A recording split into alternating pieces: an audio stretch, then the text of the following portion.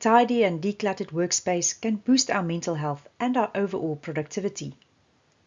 Our digital workspace includes our cell phones, and in this video we're going to look at how can we organize our mobile apps so that they look nice and neat and decluttered. The very first principle when it comes to decluttering and cleaning up is to throw away what you're not using, and the same goes for your mobile apps. Delete the apps that you're not using, and once you're done, decide how you're going to organize your apps.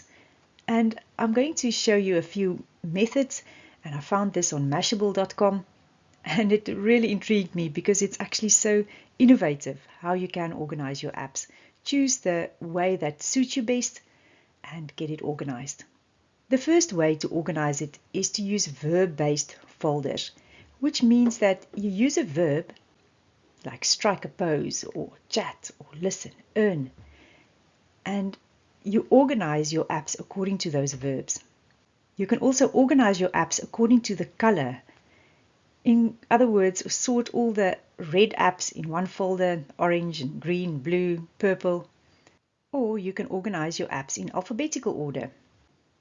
You can also organize your apps according to how you hold your phone and what is more accessible and easier to reach, depending on the way that you hold your phone. And this is my favorite one. Organize your apps according to their function and then name the folders using emojis. Enjoy organizing your apps. If you found this video helpful, smash the like button.